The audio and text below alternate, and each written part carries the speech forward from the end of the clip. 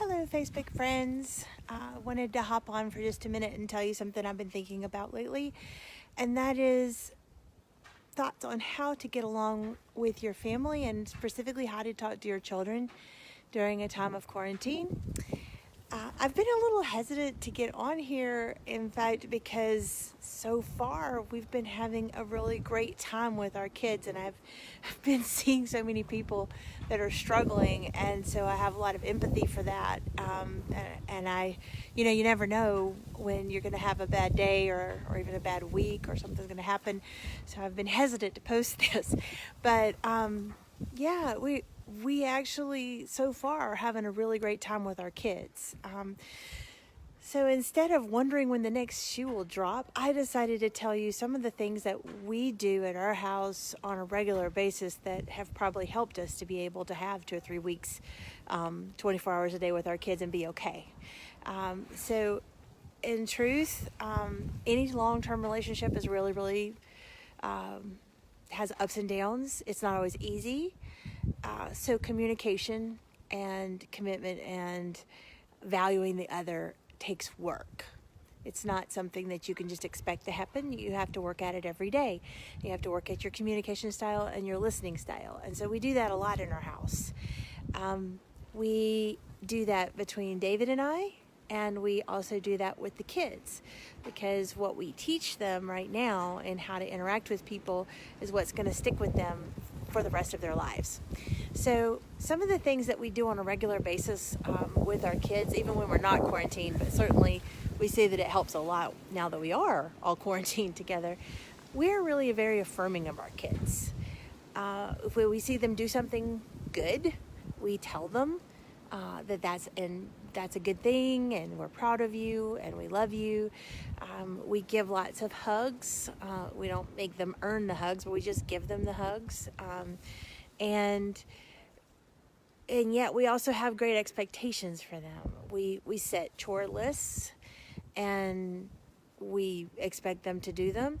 Truthfully, they don't always do them in the manner or the time that we want them to, but we work with them on that, and if they're not doing exactly the way we want it, we have a talk with them about it, and we work through it.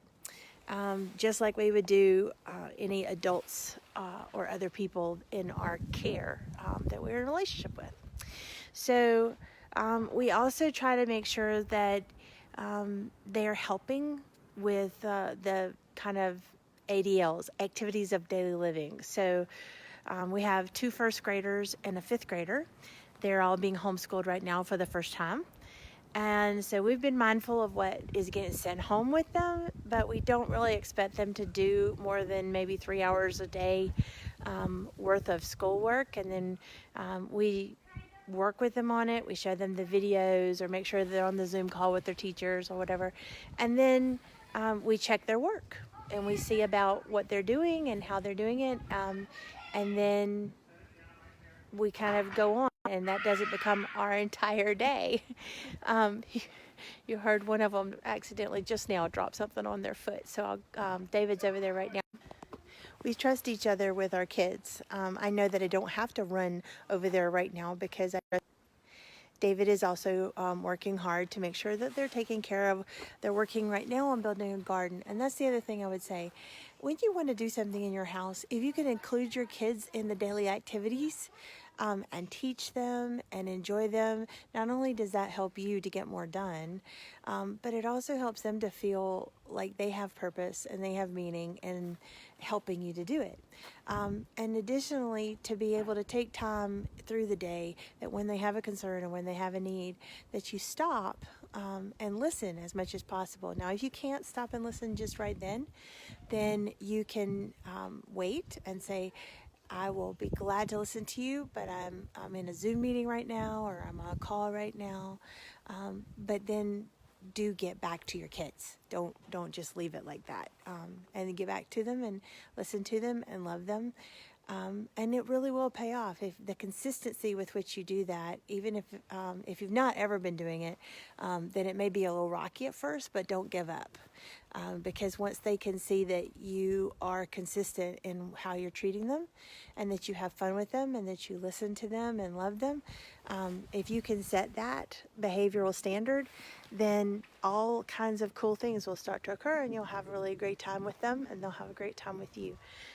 So that's kind of how we do, and we try to also model the things for ourselves, and telling our kids that, when not every detail, but when we're having a hard day, when we need to cry, when we need a hug, those kinds of things.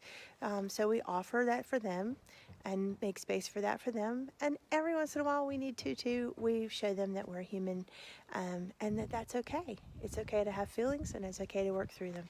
So in a time of quarantine, it's also really important not to be overly anxious around your children. You can talk about your concerns, but you don't have to express all the different things that are going through your head, because your kids will pick up on that. And also trying to keep your own self calm and centered, because they are going to pick up on your emotions. So the more that you can do that, the better off everyone will be. So in this time of quarantine, I do hope that if you have kids or if you have kids around you, that you might think about some of these things and how you might be able to speak to them in loving and supportive and kind ways, and helping them to help you in your daily task, helping them with their daily task, and really being a team in this time where you're all together all the time.